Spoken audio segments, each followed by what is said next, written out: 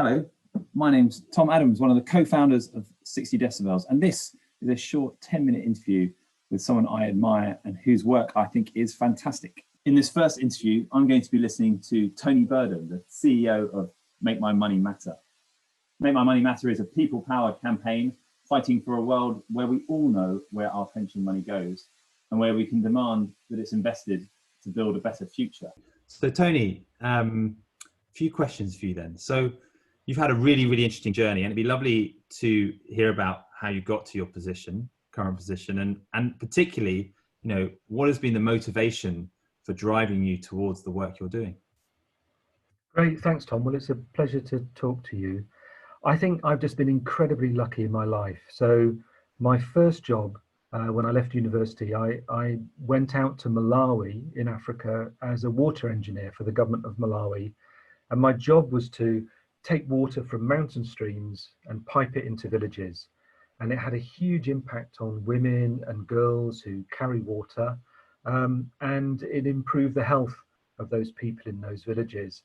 And it's the sort of first time I sort of sensed that I had an ability to help other people, and I had skills that were helpful. And I think then for me, my journey has always been about how do I get scale of impact in terms of helping other people who are less fortunate than myself. So, after that job, I worked for a consultancy, Atkins. I got really good professional skills. I did part of my chartership, but really I wanted to get back into development. And I worked for Oxfam then for 3 or 4 years as a humanitarian engineer in war zones, refugee camps. And I realized that I was just tackling the symptoms of these problems. So then I did a master's, went back to Oxfam and managed country programs. We lived in Uganda for 4 years.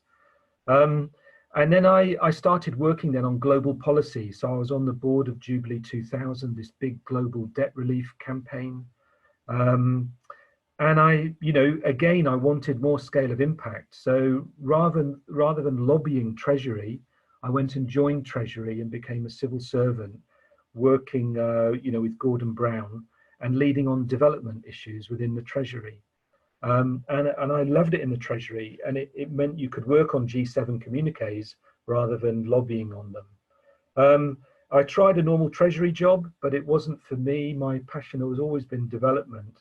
So I then went across to the Department for International Development and worked in Nepal, leading the economic work there, worked in Nigeria where we met.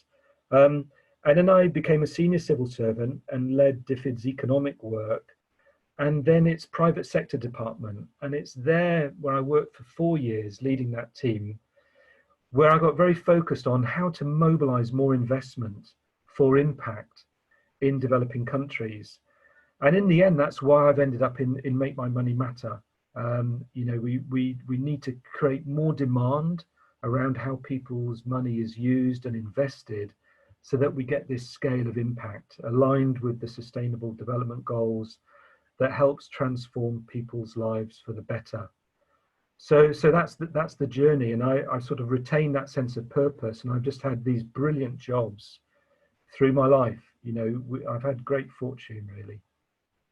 Tony, it's a really amazing career that's taken in so much, and we touched briefly on what you're currently doing, which is being the chief executive of a new campaign called Make Your Money Matter to do exactly that. Could you talk a bit about why it's so important to make your money matter, to think about potentially more than just think about how much it earns you with your investments or your pension, but what else your money could be doing for people and planet? Thanks. Yeah, no. So I think there's 2 things there. One, we're starting this campaign, and we're started with a focus on pensions. All adults, if they're in work, they have a pension. If they've retired, they're being supported by a pension. The thing is about this is that this is our money, and people don't realize that. They pay into a pension. They don't understand how it works. Most people don't realize it's invested. And none of them will really understand what impact their investments have. And we've got 3 trillion pounds in UK pensions and 40 trillion in pensions globally. It's a huge amount of finance. And people need to understand what it's doing because it is their money, and they need the ability to have influence over how it's used. And I think, this has huge potential. As people get to understand this, they'll take more interest in it. In a survey I commissioned when I was in DFID, we found that 52% of people surveyed said they would save more if they knew their pension did good. So I think there's a potential there where you can invest in your pension, you understand its impact, it's aligned with your values, you could potentially save more, and then you have your charitable giving, but you also have an impact through your life, through your pension, and then it provides for you in your retirement. And I think that demand from people around their pensions will then put pressure on the industry to shift investment into doing no harm and into creating benefits and contributing to solutions to society's great challenges. So, thank you, Tony. So in some ways what you're saying there is that there's this opportunity for people to think about their pensions, the way they save, maybe in the longer term, to earn themselves a return, but also to make it work for to be invested in and work in companies that are also thinking about the long-term futures of societies and the planet. I mean, the goal, so the opportunity is huge, and almost like I imagine when you talk to people about it, it's like people nod and kind of think, yeah. I mean, it's it seems like such an important that phrase no-brainer thing to do, to want to make your money do more, to do good, in not just through charity, not through just paying your taxes, but also where you invest in your pension or otherwise. But so what makes it difficult? What's stopping us from doing it? Well, part of it is that people don't understand what their money's doing. So what we need to do firstly is create that demand. People need really good information. They need to have voice. At the moment, they have very limited influence around what their pension invests in. We're calling on pension funds to listen to the pension savers, to their members, and explain to their members where they're investing, the impact it's having, and how they're aligning those investments with the views of members. We're not saying members know how to invest, they're not investment experts, but to explain that to them and then provide them with better choices, more sustainable funds, that kind of thing. So we need to create that demand. And what we're seeing is, people are making choices about who they buy from, whether it's renewable energy from an energy provider or whether it's an organic product. People are making these choices all the time now. And we need to do that with our financial footprint as well. A big barrier is that we don't know the impact of businesses or investment. And that's where you come in, Tom, and the sort of impact measurement ecosystem. We need information. So measuring, managing, reporting on impact is going to mean ultimately that we'll be able to develop consumer metrics on a business, on your pension fund. I'd like to see an app on a phone where someone can look at their pension fund and they know where it's invested, the impact it has aligned with the SDGs, and also an ability through their phone to make some choices around those investments, from climate and environment to the impact on workers.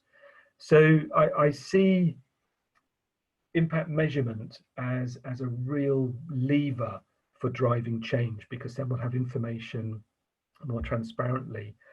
The other big obstacle is the role of governments.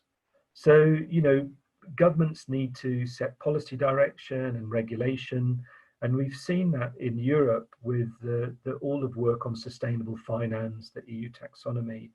Some of this will help provide signals and drive change, but there's a lot there to do. And of course, current politics isn't really conducive to a lot of that change. But shouldn't we have a requirement that all businesses commit to net zero and we measure that? Shouldn't we be measuring and reporting on the impact of all businesses when we're looking at not just climate change, but biodiversity loss across the planet. These are things for our times, and they need to be acted on urgently. So governments have a key role to play, but the leverage on business comes through demand from consumers, or at least a big chunk of it does. So that means giving people voice and making sure they have the information so they know who they can buy from, and so that investors know who they can invest in. And I think that way we'll move to a more sustainable financial system that's good for people and good for the planet. Tony, thank you so much. Your work is so important in this. It's a real pleasure to hear your thoughts on this, and we'll be watching the work of Make My Money Matter really carefully. Great. Well, thanks very much, Tom. Good to be here.